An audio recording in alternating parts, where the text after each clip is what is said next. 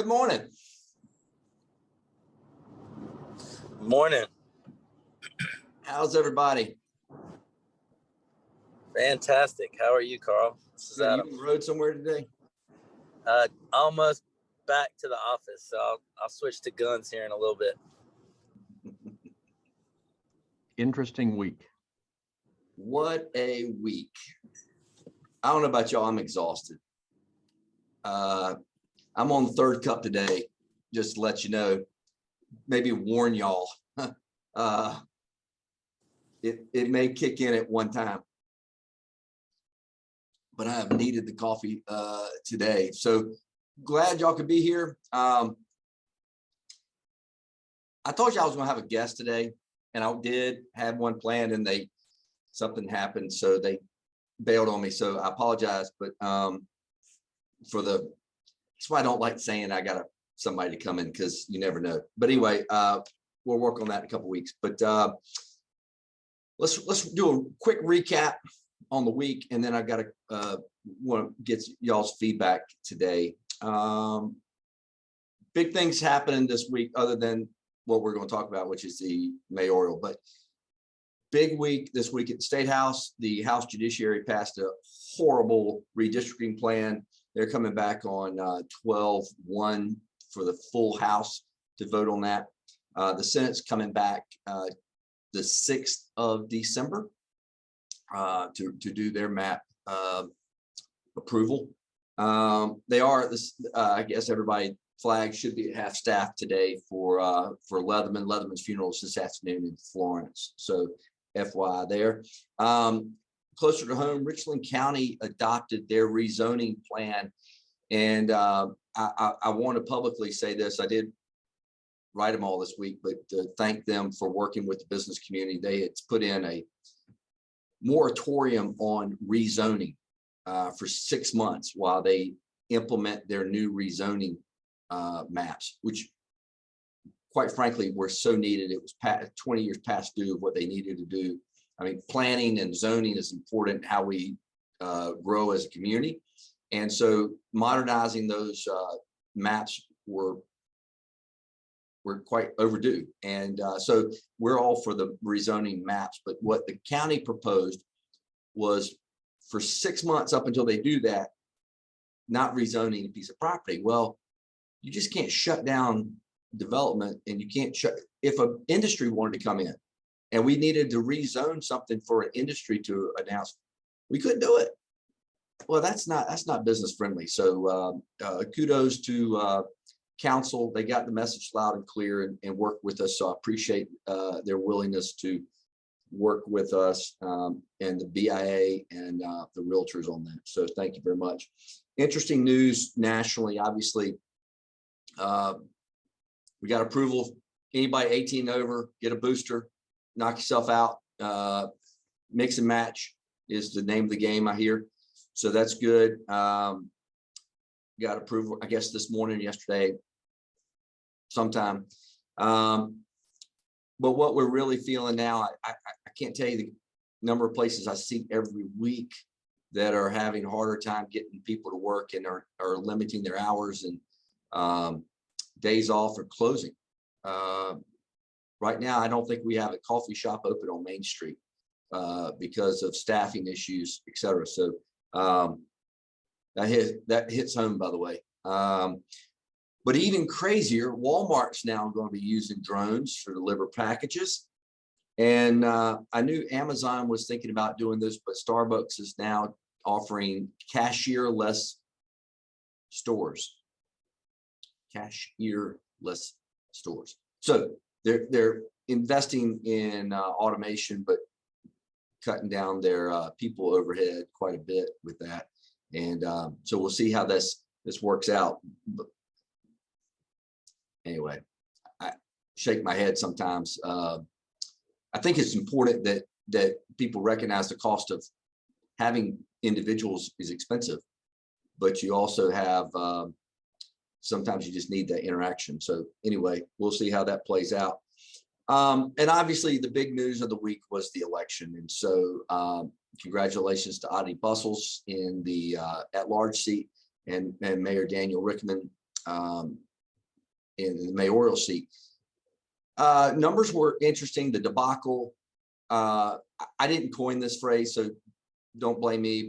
But there was a tweet out there this week that I thought was powerful. It said there are three things in life that are guaranteed: death, taxes, and problems at Richland County Elections Office.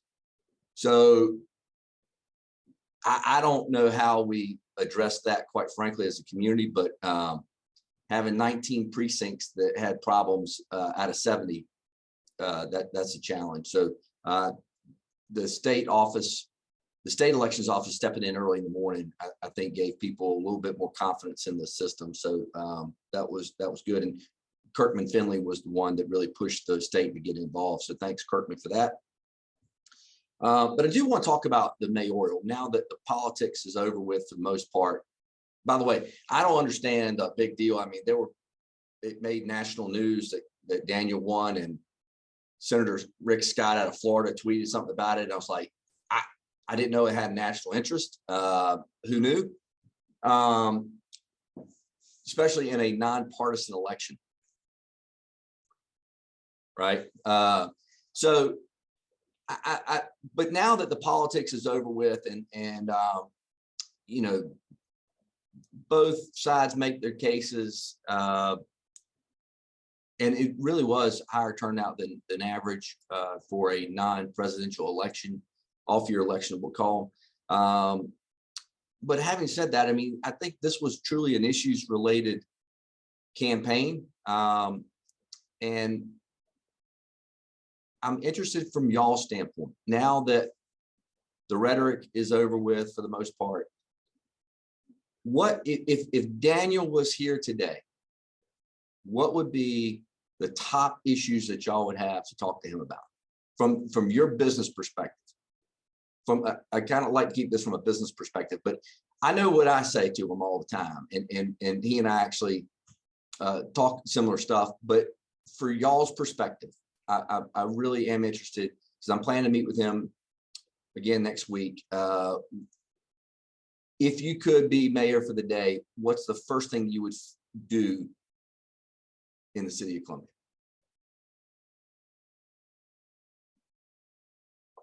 Sorry, let me preface it. Time to have a shot of coffee, and then we can hear your responses. So not everybody speak at once.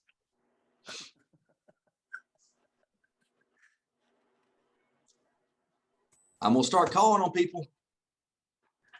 Well, this is Dave Dykes with Columbia Business Monthly. Yes, how are you? Good morning.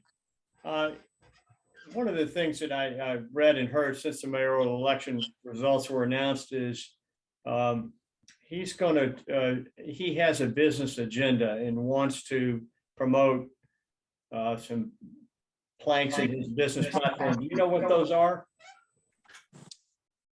I don't know his platform per se, but I know he's talked about the tax issue and beautification and crime and education.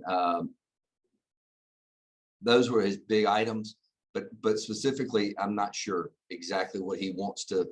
I don't know what his first item is, but I mean, we've talked about this for a long. Business communities talked about it for a long time. It's just the business friendly nature of Columbia, or the lack thereof. Meaning turnaround times are not bad necessarily. I think it's 15, 17 days to get a permit. That's not that bad, but when it's 6 days across the river, I mean, that's time is money, right? And so it's all relative. Is 3 weeks okay? Yeah, you know, it could be worse, but it's not great. So I think some things like that, the red tape, those things that people hemming and hawing about, grease traps. I don't know why in the world Columbia has a problem with grease traps, but I get it all the time. And it's the oddest thing ever. I don't know if another chamber of the country has problems like in grease traps, but whatever. So little things like that, but I'm looking forward to talking to him and seeing what his agenda is. Carl, this is Lynn. Good morning, everybody. Hello, Lynn.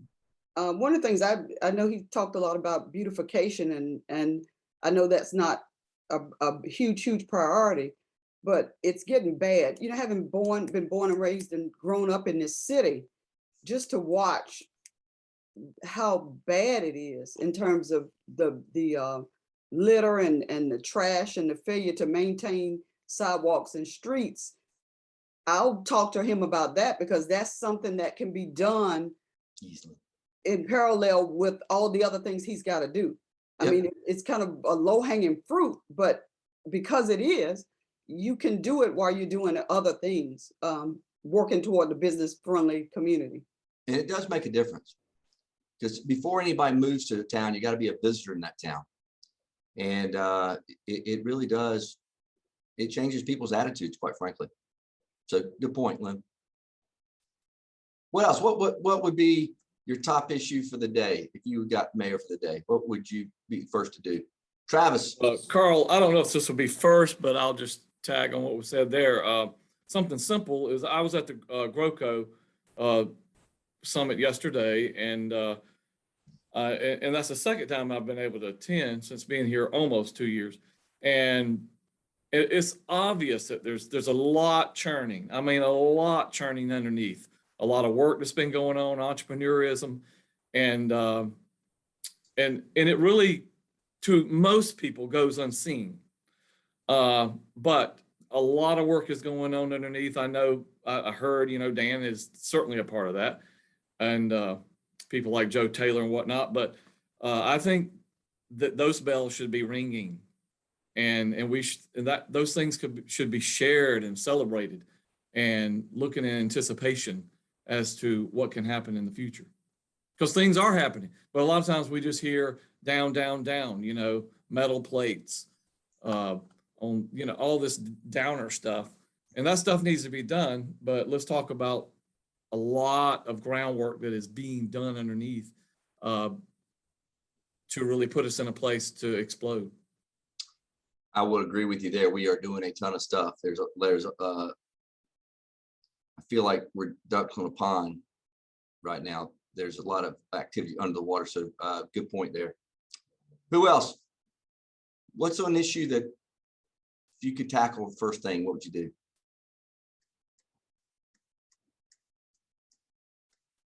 Craig Curry. Good morning, sir. Hey, good morning, Carl. I was afraid you'd call me. Hey, so I'm Hey, myopic. you always a have little such bit. great comments. No, heck.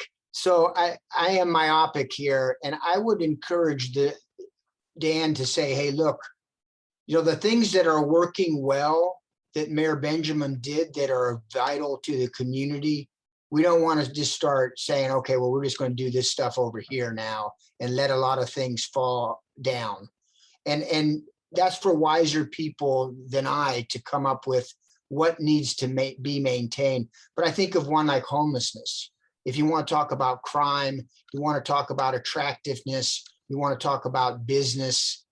Well, if you don't keep some kind of pressure on homelessness to get people into permanent housing, that's just going to get worse. The balloon's going to expand if you don't try to contract it. So some of that Mayor Benjamin has pushed for over his tenures, I just think we need to know what to keep and what to change. And sometimes, there's this rush to establish new agendas. And I just want to make sure that stuff that does work, we keep doing. That's a great point. Fair point. Because government really works with incremental change. The pendulum shifts, come back and smack you on the other side. So at least that's what I found. I think we're better off taking what's doing, tweaking versus major overhauls.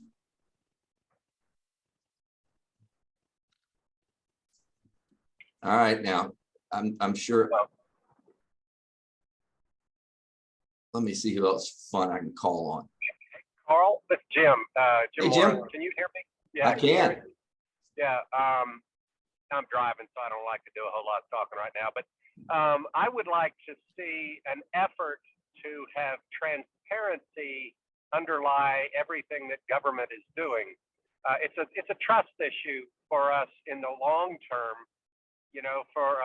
We never seem to trust the other guys, and so or whoever's in power. So if we have we recognize that as we spend money, that once the decisions are made, that we have an element of transparency, I think we can feel better about our entire team. I mean, group, city, community, and we'll just feel better about things. And by the way, things might get spent a little more wisely if they know that there's some element of transparency. I think that works in all government at all levels, certainly down at the lowest levels too. Right. Thank you much. Carl, this is Lynn, while you're looking for somebody else, I'll just say quickly, I would also recommend that maybe he, kind of familiarize himself with some of the communities that he has not historically been visible in. And I think that'll go a long way to trust back as the gentleman earlier said. Yeah, thank you. I agree with that very much. Hey, Carl, what I would ask, I would say, rather than looking at what I'm going to do right now, I would ask the mayor, now that the politics part of it is over, in 4 years, what should we be looking for? And then you kind of back in and figure out, okay, how did you get there? 4 years, 8 years, whatever it is. What do you see when you look at Columbia in 4 years because of what you have now done and you and the new council have done? So many people want us to be Greenville. So many people want us to be Charleston. We're Columbia, so what is that? What's your vision and how you're going to get us there? Yeah. Visioning. I will tell you what, if I've learned one thing here is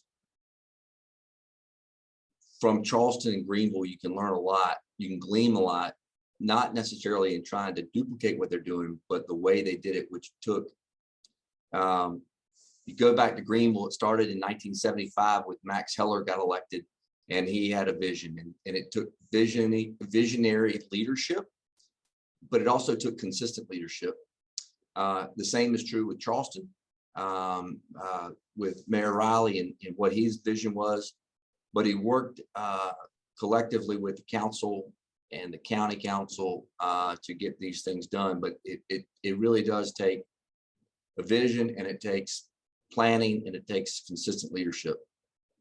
Because what we do today is going to not impact. There's very few things you can do today that's going to impact tomorrow. It is all about 5 years and 10 years and 20 years. And so we got to have that vision. That's one of the things I would actually say, Rich. My goal, and I wish this, we got 3 new members of council, is to sit down and have a strategic plan, and not just for the city of Columbia, and not just historically they've done 2. They've done one for the city council and one for the city. Anyway, how about we have one? Let's do, and we've got such a great city. I really hope we can complete some projects first before we start a bunch more.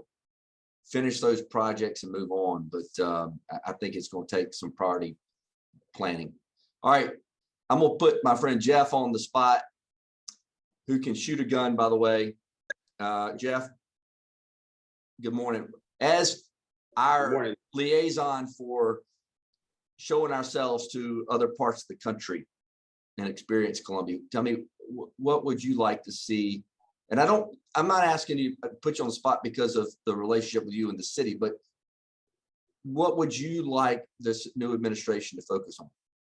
Yeah, well, I think you hit a good point. I came from Memphis, and I've been in the DMO space for about 6-7 years. And when you go to different conferences, you hear a lot of cities, how they're looking at their 5-year plan, their 10-year plan, their 20. Minneapolis has a 40-year plan. And to your point, I think that's be strategic with that and get everybody on the same page and what we're going to be tomorrow. How can we set the foundation to get to where we want to be? I also will say, making it easier to do business in the city. When in Memphis, we had 5 or 6 different incentives for development, to, attract businesses to come downtown, whether it be coffee shops, whether it be development of hotels, whatever it was, there's a lot of incentives that were put out there to make it easy and to give incentives to folks to come do business in the city. And I think that you can see what's happening right now in Memphis in the last 5 or 10 years, how that they've prospered from that. So and obviously I've gone sitting, on maybe a little selfish, sit with them and talk about the importance of the expansion of the convention center, how we can bring people into the city where they're going to leave their dollars and leave their tax dollars. That's going to benefit our city, so we can do a lot more of these things. So those are probably the things that I'd talk to them about. Great, thank you.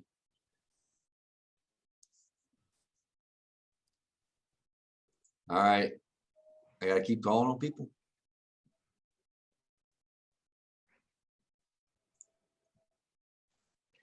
It's a Carl.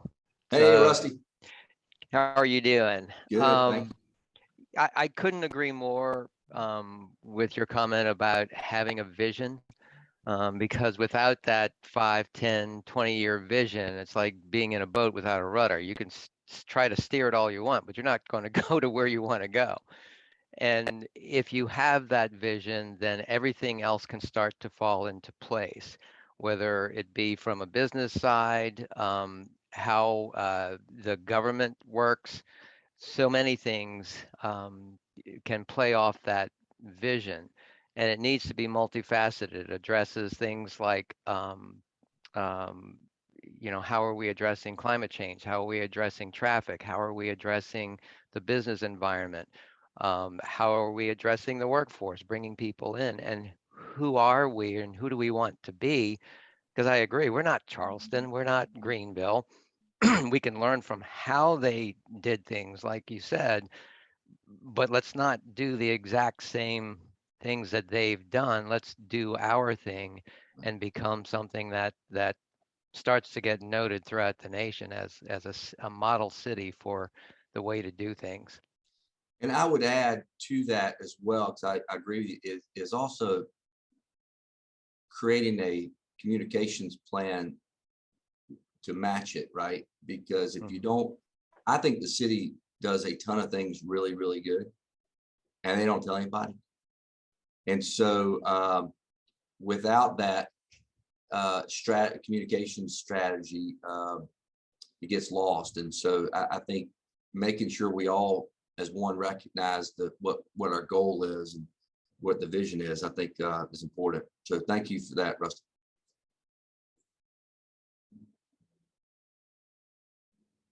All right, I'm going through. There are a couple Hey, people I've Carl. seen this. Yeah. Hey, this is Ryan with Spectrum Business. Hey, Ryan. Hey guys. Man, just hearing this is I don't envy Dan. He's got a hard road ahead of him, and this is more complicated than I guess it's easy to criticize, but when you sit here and pose the question, what would you do? And hearing everybody's thoughts about it, it really makes you think that, man, this is a tough. And looking at, I guess if you put a board in front of you of this is everything that's going on and this is the resources we have to take care of it, you really have to start picking and choosing and know it. You can't please everybody, but if you can, I guess, I don't know, who do you please the most? Who do you try to please the most? It does take a village. It takes a lot of good people, a lot of hard work. There's some folks on here that are doing some good work in the city. But it's getting, it all goes back to a healthy environment and really focus on what you want to do. So a little bit of leadership, but he's not going to get a whole lot of sympathy from me because he asked for this job. And so that he volunteered, ran and he asked people to give him this job. So he is the dog that caught the bumper. So, but we wish him well there. All right, last couple things. Anybody? All right. Well, we are. There's a lot been going on.